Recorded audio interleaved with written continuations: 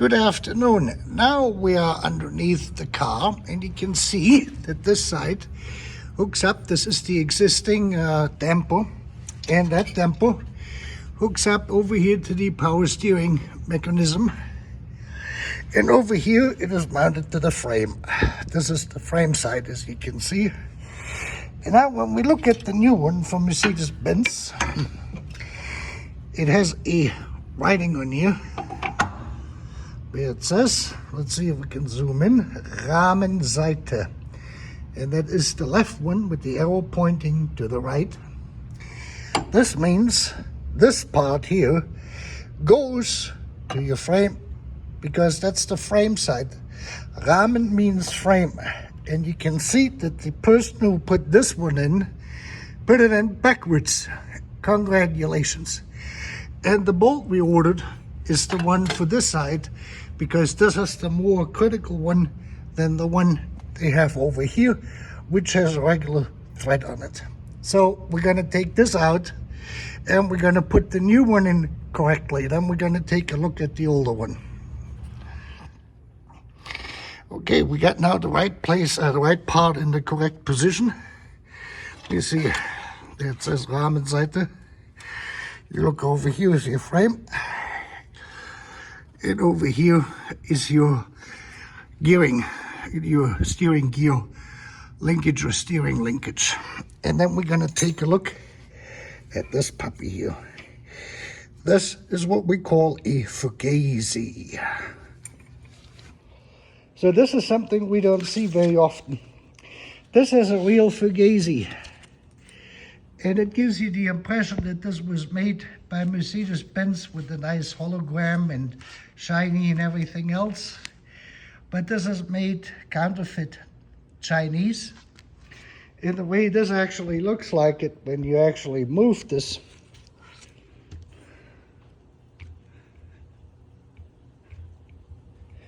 I hope you can see this. And then it doesn't come out. Let me see if I can pull it.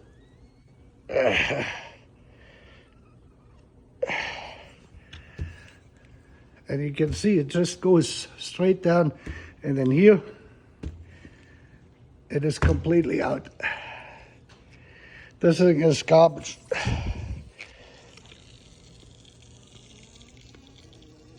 Besides that it is a fugazi, see this, it just moves straight down without any resistance.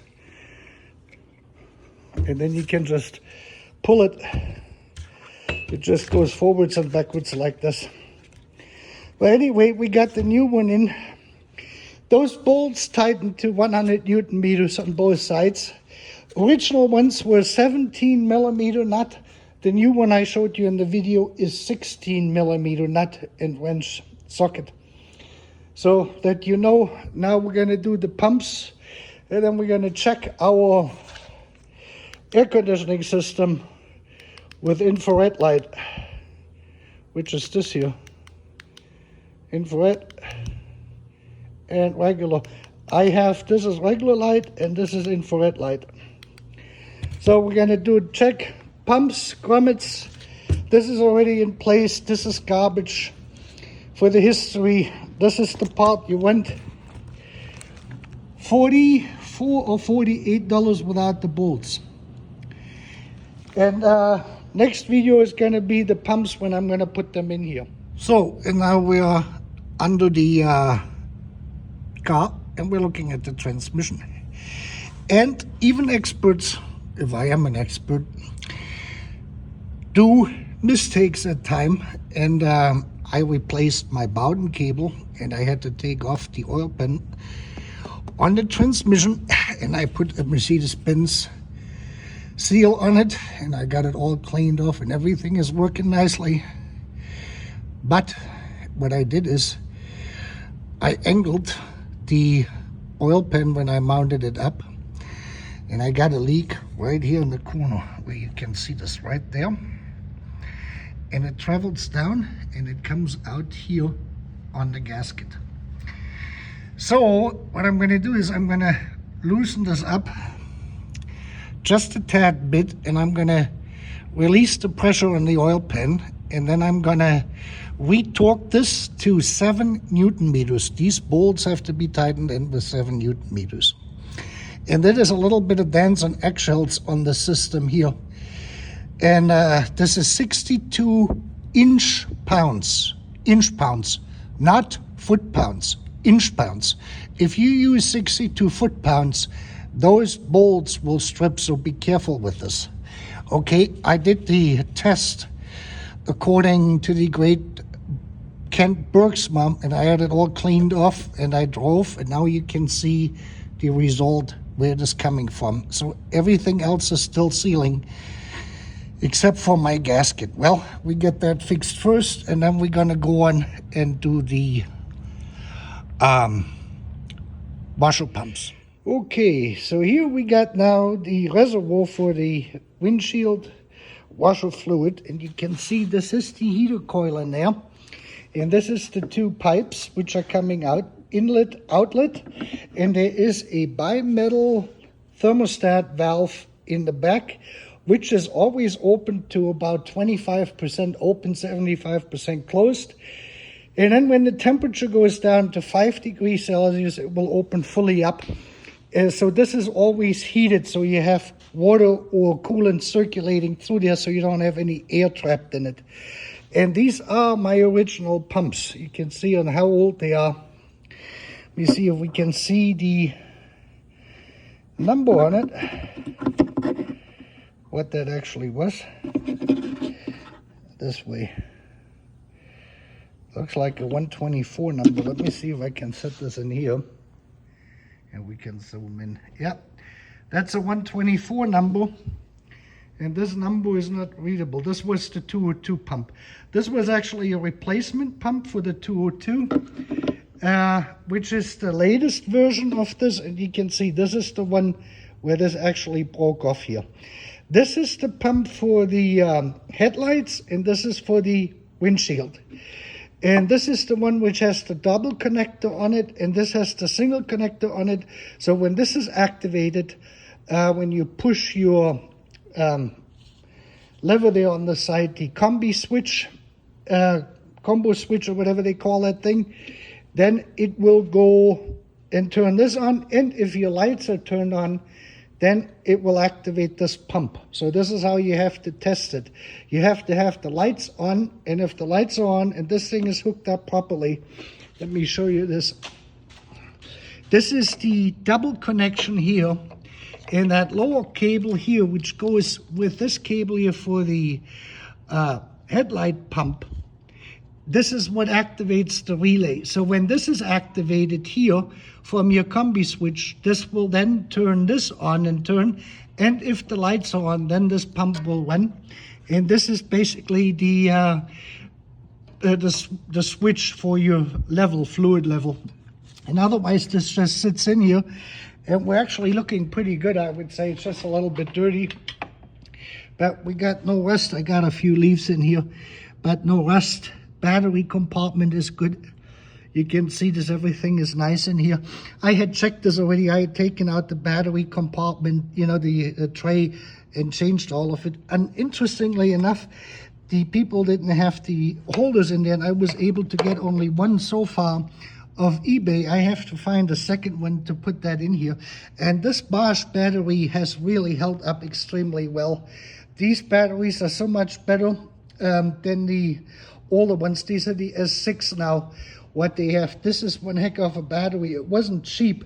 I think I paid $250 or $300 for this battery, but this is sure better in that cold weather. And in short driving, city driving, you will get a much better charge out of it, and it holds everything much better. All right, let me see. I'm going to put this thing now together, and then I'm going to show this what this looks like it with these new grommets in there. These are the new grommets, and this is what I had left of the old grommets. So however they fit on there, we will find out. This is the new one. This is the old one, 2 of them. So I'll be back in a second. Okay, so now we got the thing here back assembled. That is in here, and our pumps are nicely in here. Pump for the headlight washer, and the main washer is here with the double connector on it. And so that's all in there good. And I had to cut off a piece on these grommets because these are now universal grommets, and they go on this way with the outer ring being on the outside, and it fits in here, but you have to cut a little piece down so it barely fits over the tube. They're a little bit wider here. So this is now a universal part they have probably for multiple models. And let's see, these were the old ones and the old pumps.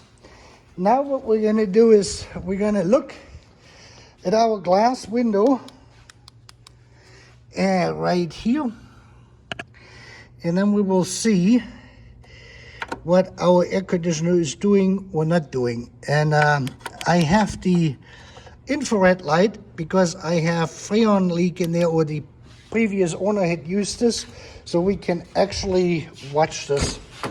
So let's turn it on. Yeah, see, I have to fill up my fluid. We're on cold, compressor is on, radio is on, and we're idling now at 650 RPM.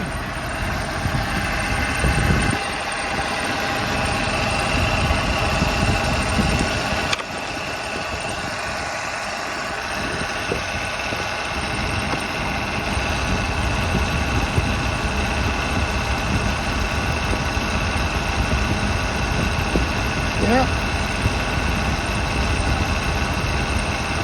We have to add a little bit of Freon to it. In the winter they start leaking, and that might be a quarter pound or so from the, it's getting hot and cold. But there's not much you can see. Now you can see the yellowish in there, how it is running in the infrared. Yeah, we're going to add about a quarter pound, a little bit less than that, until the gauge tells us we're good.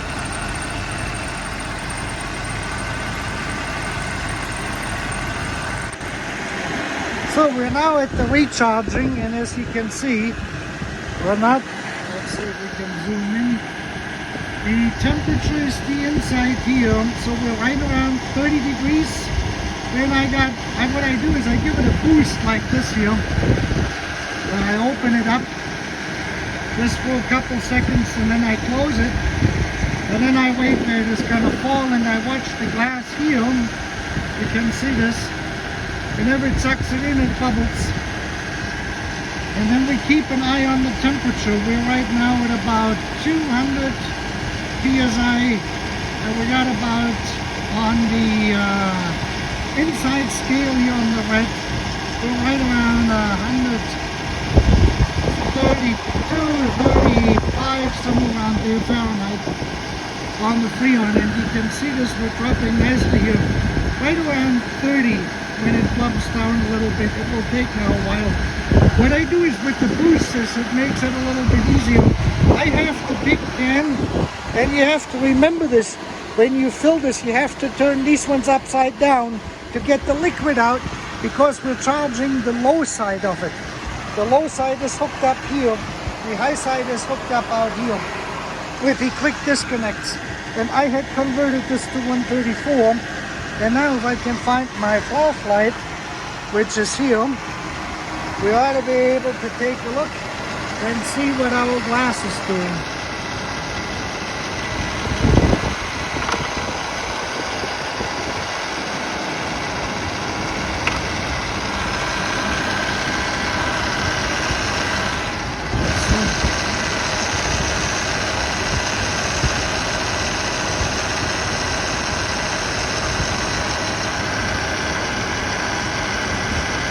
So now we have no more air bubbles in there.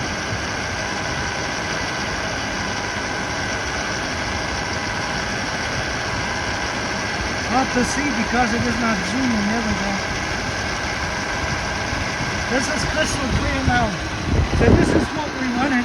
And now we're back here. And you can see this, we're hovering right around 40. You know, that's good. It's about 30, 25, 35 to 40 degrees. And on the hot side, we're right around 130. 135, and that's where we leave it. This is just to top this off, and like I said, it doesn't take very much Freon. I did like 4 little boosts, and that was basically it then. And so you can see that is how well the engine is running. So this is now from the inside. You can see this, the heavier oil has stabilized my bouncing, and the temperature is stable, and we're running the AC full. I'm recirculating it. We have 94 degrees out here today, which is I think almost somewhere around 33 degrees Celsius to 35 degrees Celsius, somewhere in this range.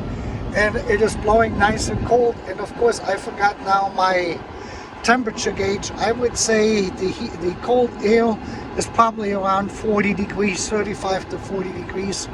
And that cools down the car pretty well.